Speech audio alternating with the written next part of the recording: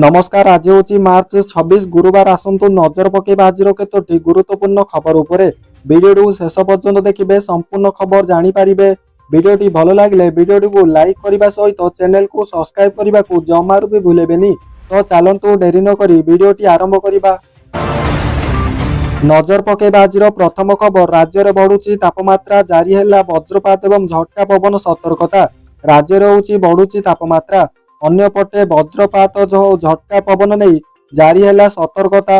आसंता 24 घंटे वर्षा घड़घड़ी सहित झटका पवन पर 8 जिला को येलो वार्निंग जारी रही। कोरापुट, रायगड़ा, गजपति, गंजाम, मयूरभंज, केन्दुझर, बालेश्वर एवं भद्रक पर अलर्ट जारी करा जायछि। परवर्ती खबर। आसंता एप्रिल रे 10 दिन बंद रहिबो स्कूल। स्कूल छुट्टी को नहीं आसिला बड़ खबर। आसंता एप्रिल रे 10 दिन बंद रहिबो स्कूल। पिला माने समुदाय 10 पब्लिक हॉलिडे पाइबे। एप्रिल मास आरंभ होगा सहित विभिन्न पर्व एवं उत्सव आरंभ होगा। राज्य सरकार को स्कूल शिक्षा विभाग आगामी मास पई छुट्टी तालिका प्रकाश करिछि, जेउथिरे अनेक प्रमुख पर्वपर्वाणी जोगु स्कूल गुड़िकर छुट्टी स्थिर करा जायछि। परवर्ती खबर। एबे 28 दिन नुहे पूरा 30 दिन चलिबो आपनक रिचार्ज प्लान। सरकार को बड़ एक्शन। देश में मोबाइल रिचार्ज प्लान संपर्क में दीर्घ दिन धरी चलता वितर्क एवं सरकारी स्तर में पहुंची। रिपोर्ट अनुसार केंद्र सरकार टेलीकॉम कंपनी गुड़ी को 30 दिन वैधता सहित प्लान गुड़ी को अधिक प्रमुख भाव में प्रदान करने को उत्साहित करिपारंती। परवर्ती खबर। 25 नुहे 35 दिन में गैस बुकिंग नहीं गुजब। केंद्र पेट्रोलियम मंत्रालय पक्षर आसला बड़ सूचना। उपसागरीय देश मानक सहित चलता उत्तेजना मध्य देश में एलपीजी जोगाण संपर्क में विभिन्न रिपोर्ट निरंतर प्रकाश पाउछि। मंगलवार विलंबित राति आलोचना जोर धरिथिला जे गैस सिलिंडर बुकिंग पाई नियम परिवर्तन करा जायछि। परवर्ती खबर। बीएसएनएल रो ब्लॉकबस्टर प्लान मात्र 400 टंका मिलिबो। वर्षे जाए बंपर फायदा चिंतार जियो एवं एयरटेल। बीएसएनएल रो तार उपभोक्ता मानक सही एक नूतन स्काम प्लान लॉन्च करिछि। सरकारी टेलीकॉम कंपनी रो एही प्लान अनुसार उपभोक्ता मानकु 400 रु कम मूल्य रे सुपरस्टार इंटरनेट सहयोग संजोग सहित प्रदान करा जाउछि। भारत रे संचार निगम लिमिटेड रो एही ऑफर गोटे वर्ष पई वैध रहिबो। बीएसएनएल तार सरकारी एक्स हैंडल रे माध्यम रे एही पदक्षेप घोषणा करिछि।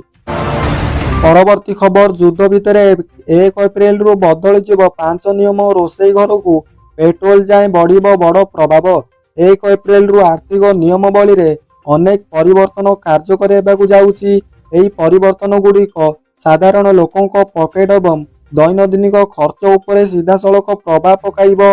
एही परिवर्तन गुड़िक वेतनभोगी व्यक्ति, करदाता एवं निवेश मानक पई विशेष गुरुत्वपूर्ण रहिछि।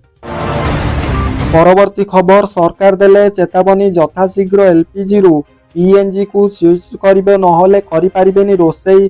केंद्र सरकार घरोई गैस जोगाण संपर्क में एक गुरुत्वपूर्ण निष्पत्ति नैचंती।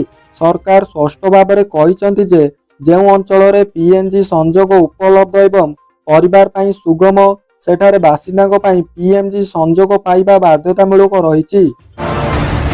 परवर्ती खबर। सरकार को नुआ नियम। सप्ताह रे केवल 5 दिन चलाई पारिबे गाड़ी।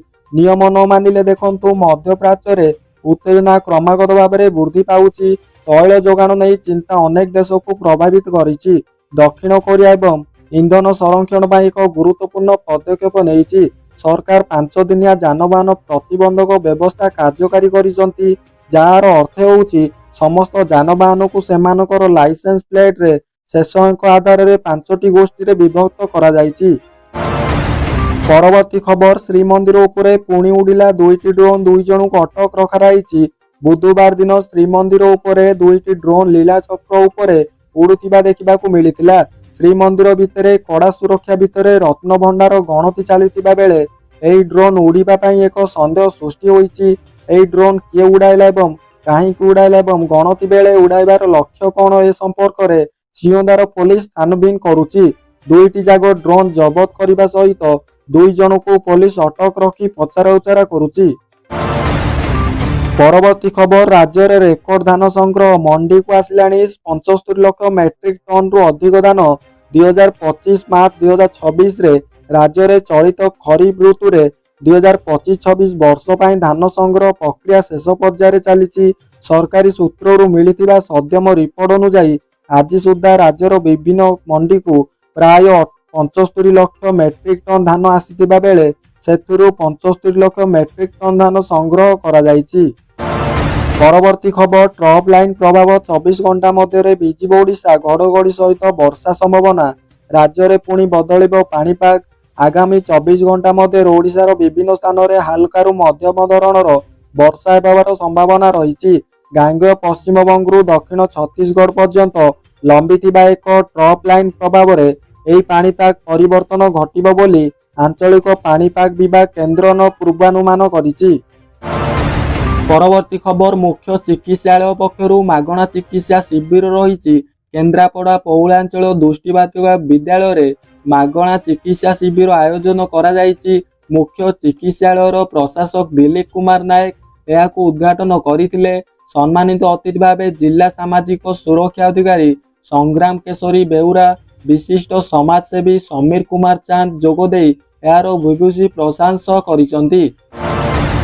ପରବର୍ତ୍ତୀ ଖବର, ବଢ଼ିଲା ସୁନା ରୂପା ଦର ଚିନ୍ତାରେ ଗ୍ରାହକ। ସୁନା ଏବଂ ରୂପା ଦରରେ ହେଉଥିବା ହ୍ରାସରେ ବ୍ରେକ୍ ଲାଗିଛି। ବୁଧବାର ଭୁବନେଶ୍ୱରରେ 22 କ୍ୟାରେଟ ସୁନାର ଦାମ 10 ଗ୍ରାମ ପିଛା ଦର 3,450 ଟଙ୍କା ବୃଦ୍ଧି ପାଇଛି। 1,34,450 ଟଙ୍କା ହୋଇଛି। 24 କ୍ୟାରେଟ ସୁନା 10 ଗ୍ରାମ ଦାମ ପିଛା 3,760 ଟଙ୍କା ବଢ଼ି 1,47,670 ଟଙ୍କା ହୋଇଛି।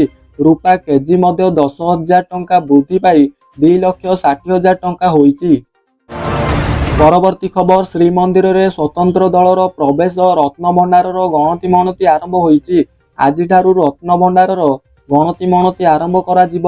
ଏଥିପାଇଁ ଶ୍ରୀମନ୍ଦିରରେ ସ୍ୱତନ୍ତ୍ର ଦଳ ପ୍ରବେଶ କରିଛନ୍ତି।